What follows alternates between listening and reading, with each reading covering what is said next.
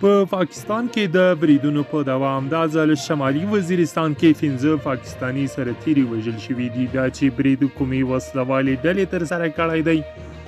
د پاکستان وزیر اعظم څه ویلي دي دا ټول جزئیات په دې ویډیو کې وګورئ. یو چینل هم سبسکرایب کړئ. د پښتون غږ درنو لیدونکو السلام علیکم، وخت مو بخیر، ستړي مه شئ. ستاسې پام نه راوړوم د دې ساعت تازه خبر ده. په شمالي وزیرستان کې د امنیتي ځواکونو په قابله په وسلوال برید کې د FC 4 سرتیري او یو پولیسواله وژل شوی دی. امنیتي او انتظامي چارواکو د نوم نه ښودلو په شرط رسنیو ته ویلي چې دا پیښه د اکتوبر په 2 د سپینوان تحصیل په لړۍ پرته سیمه سلبزازي کې رامنځته شوې ده. چارواکي زیاتوي چې وسلوالو په امنیتي سرتیرو هغه مهال برید وکړ چې دوی سیمې ته د لټون عملیاتو لپاره روان ول.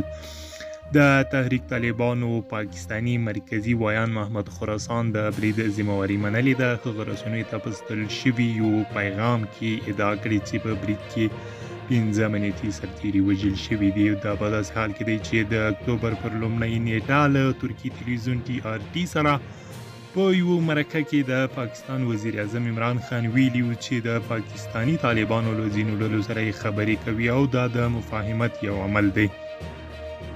عمران خان په دغه مرکه کې ویلي و که وسلوال ځپلي وسلې کېږدي نو هغوی به دغه ډله وبخي. خو بلخوا د عمران خان له دغو څرګندونو سمدستي وروسته تحریک طالبانو پاکستان په یو بیان کې وویل چې یاده ډله یو موټی ده او په لیکو کې هیڅ قسم تقسیم یا اختلاف نشته.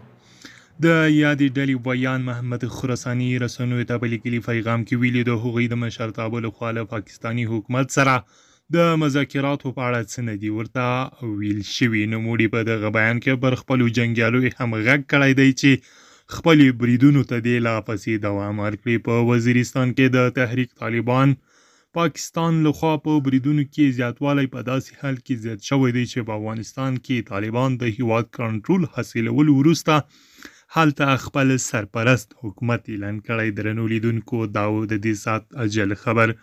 د همداسې نورو مطالبو لپاره پښتون غږ یوټیوب چینل سبسکرایب کړئ، ویډیو لایک کړئ. له ملتیا مو مننه.